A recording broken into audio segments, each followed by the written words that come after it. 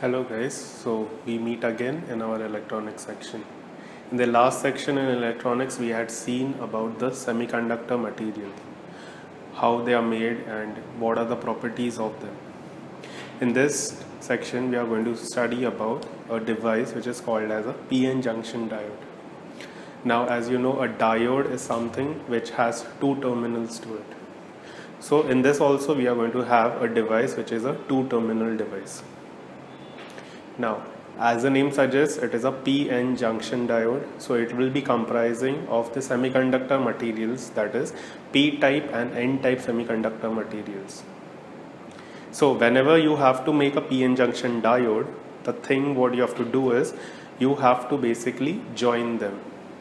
So once you join a P-type and an N-type, you get something which is called as a PN junction diode. We are not going to deal with how they are going to be joined. It is just after joining what is going to happen, that is what we are going to discuss. Okay, so we have shown over here a joining of a P-type and an N-type semiconductor material. Now as we know that in my P-type we have the negative immobile ions, we have the majority of holes and minority of electrons. So the blue pluses are representing my holes and the minuses are my electrons.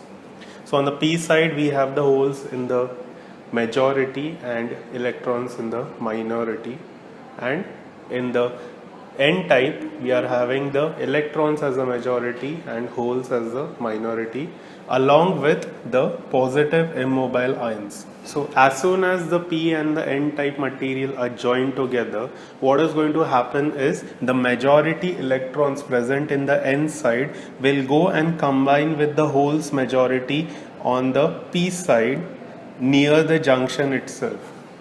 So this will lead to only a presence of a negative immobile ion in this region, and same way the P-type, in the P-type there is holes which are in the majority, they will be transferred to the N-type and will be combining with the negative electrons over there, and there is a formation of only positive immobile ions. So as you can see that there is a depletion of charges in this region. That is why this region is called as depletion region. The minority charges which are going to be present near or inside the depletion region can be easily transferred to the other region without any restriction to it. Now, once this region, a specific amount of region is developed, a thickness of region is developed, then there cannot be any further transfer of majority charges from one region to the other. The reason being is, if we see for the majority charges on the N side, that is electrons, the electrons, if it has to go to this region, it has to overcome the attractive force of the positive immobile ions in its own region, and also the repulsive force which is present because of the negative immobile ions. If that energy is provided, then only the electron can go into the P region, but that energy is very, very large compared to the situation. So that is why many of the majority charge carriers cannot transfer themselves from the N region to the P region. The holes which are majority in the P region has to overcome the attractive forces of the negative ions and also the repulsive forces of the positive ions. So because of this, there cannot be transfer of holes from the P region to the N region. This formation of depletion region leads to a voltage barrier which is present in the PN junction diode. This barrier region can have a potential barrier of about 0.7 volts for a silicon semiconductor diode. The PN junction diode can be biased in two different ways. The first biasing which we are going to see is reverse biasing. So this is my reverse biasing mode.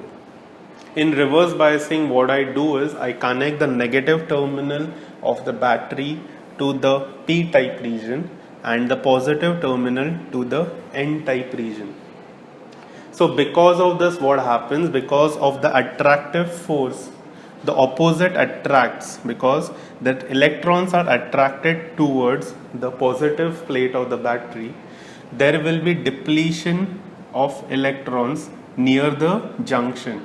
So this leads to increase in my barrier region, and hence there will be increase in the barrier potential. Same goes for the other side, because there is a connection of a negative plate to the p-type region. The holes get attracted towards the negative plate, so there is a depletion region formed. There is an increase in the depletion region, and hence the barrier potential also increases. So as I increase my reverse biasing voltage, there will be increase in the depletion region. Because of the increase in the depletion region, what happens is there is a more obstruction present for the majority charge carriers in either of the regions to go into the other region. But there is a small current which is flowing because of the minority charges present. You can see there are minority charges. These charges can easily go with no obstruction to them, but the sheer number of minority charges present leads to a very small amount of current, which is called as a reverse saturation current. This value is about less than microamperes, or it can also go to nanoamperes at times. The second type of biasing which we are going to see is forward biasing. In forward biasing, it is just opposite of reverse biasing. The connection is done with the positive plate of the battery connected to the P side and the negative plate connected to the N side of the diode. So because of this presence of same charges, what happens is this positive plate will try to repel the holes towards the depletion region.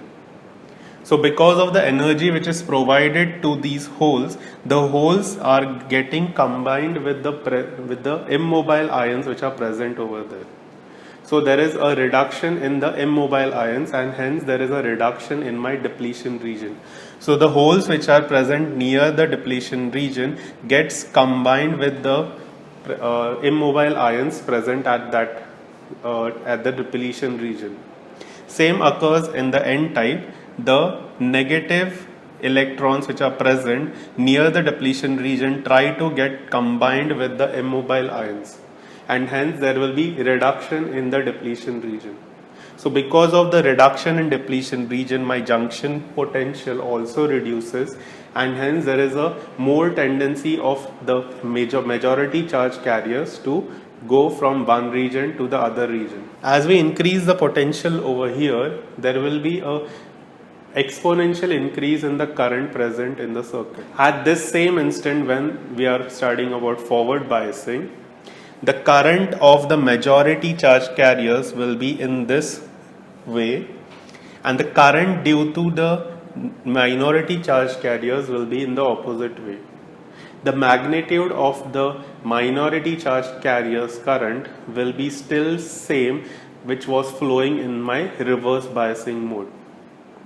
The value of this reverse saturation current is very small, which is about in the range of microamperes to nanoamperes, whereas the current which is flowing because of the majority charge carriers is in the range of milliamperes. So because of the difference of almost 1000 amperes, multiplication factor of 1000, the value of my reverse saturation current can be ignored. The equation for the current which is flowing through the diode for a forward biasing mode can be given by this equation, where ID equals IS, where IS is my reverse saturation current into the exponential factor of VD. VD is the potential which is being applied in the forward biasing. N is some factor which is considered for the environmental conditions and the construction in which way the diode is constructed. The value for N is in the range of 1 to 2, and normally we take the value of N as 1. Over here Vt is defined as the thermal voltage and given by Kt by Q, where Q is the charge on the electron, that is 1.6 into 10 raised to minus 19 coulombs, and K is my Boltzmann constant. T is the absolute temperature at which the diode is operating. So absolute temperature means it is 273 plus whatever temperature in degree Celsius. Whenever you are studying any device in electronics, you have to understand the device characteristics. Now characteristics is nothing but plotting of the voltage and the current of the device. So in this case we are considering my semiconductor device, that is diode, PN junction diode, which is made up of silicon. In this, my x-axis is denoted by the voltage which is given across the diode, and my y-axis denotes the current which is flowing through the device. The positive side of my x-axis, that is my Vd, is representing the forward biasing. The values in this positive side is in the range of 1, 2, 3 and goes up to 10 and so on. But the reverse side is multiples of 10. That means the scale over here is 10, 20 and so on, and the scale over here is 1, 2 and so on. Same way in my ID section, that is my current section which is flowing through the diode, the positive current is in the range of 10 raised to minus 3 and so on, and this ranges are in 10 raised to minus 6. So there is a different scaling given for each axis. Now as we have just studied that in forward biasing, as the voltage increases, there is still a blockage which is present because of the potential barrier. So there won't be a flow of electrons present. As the voltage increases for a silicon semiconductor device, that is silicon PN junction diode, as it reaches 0.7, there is an exponential growth in my current. This is because the potential barrier has just been compressed, or it is almost getting replaced. So that is why we get a peak over here in my current. This voltage at which there is an exponential rise in the current is called as knee voltage. We go for the reverse biasing. In reverse biasing, we know that because of the presence of the reverse biasing, there is an increase in the depletion region, and so there is no current which is present because of the majority charge carriers. In reverse biasing mode, there is no majority carriers flow but minority carrier flow. That minority carrier flow is represented by saturation current IS. The value for that is almost less than microamperes, or even in the range of nanoamperes, that is 10 raised to minus 9 amperes. Before we go forward, we have to understand something which is very important in my reverse biasing mode. Now in reverse biasing mode, we know that there is flow of electrons or flow of charges because of the minority charge carriers. As the reverse voltage increases, what happens is that the minority charge carriers are accelerated towards the terminals.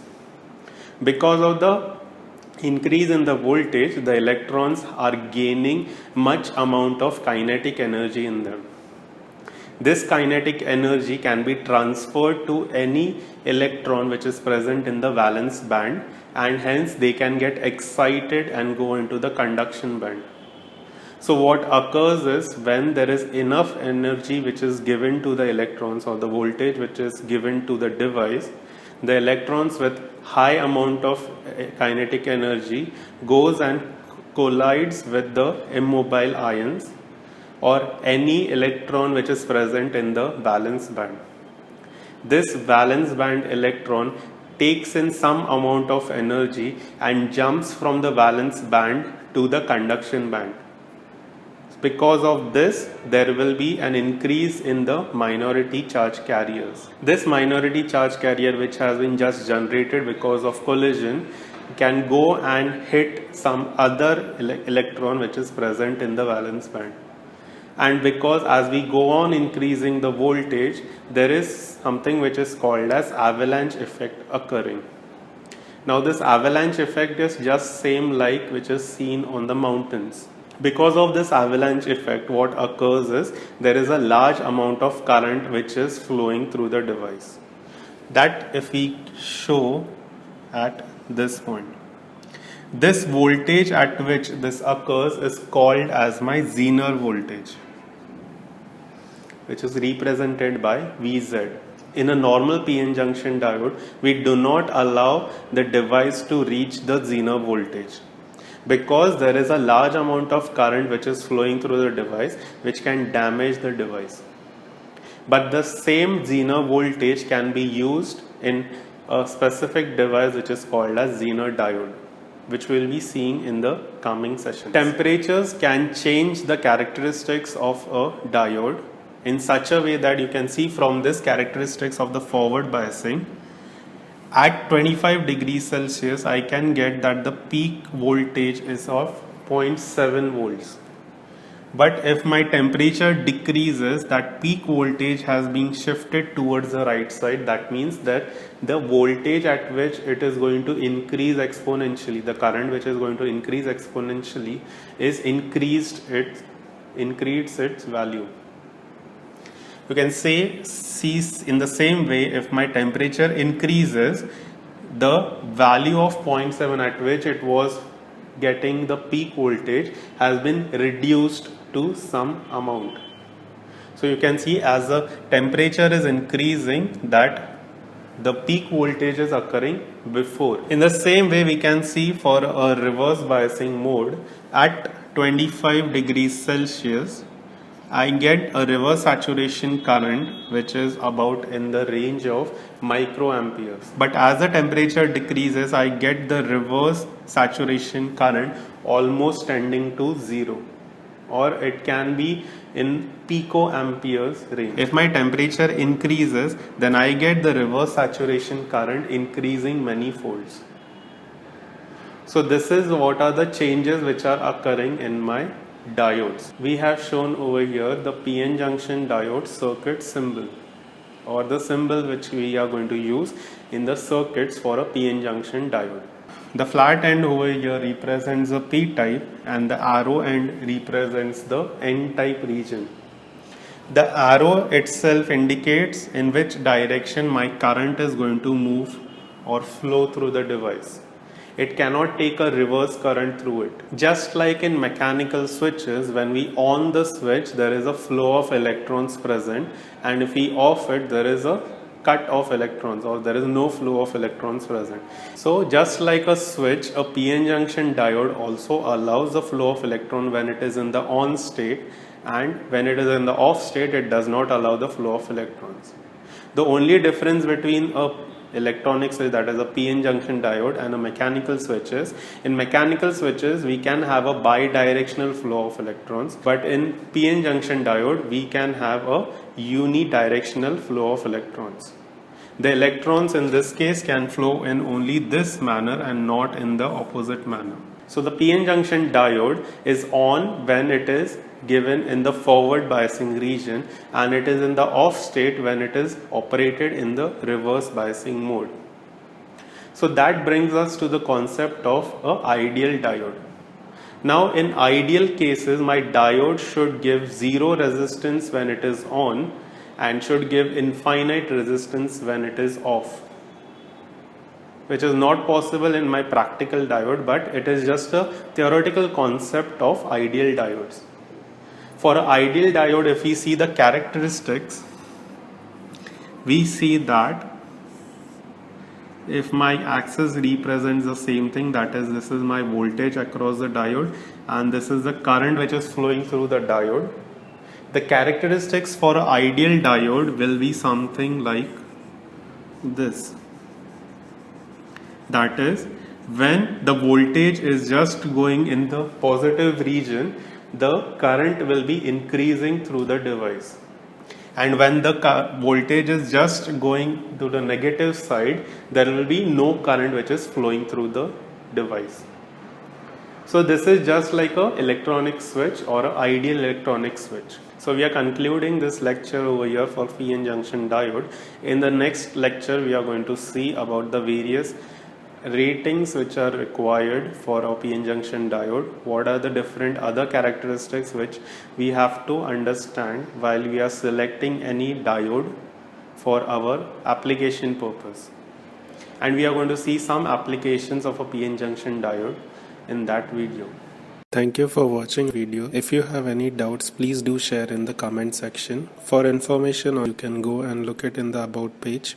It will also give you the schedule of the videos which will be coming up in the month. Do like and share and subscribe our channel.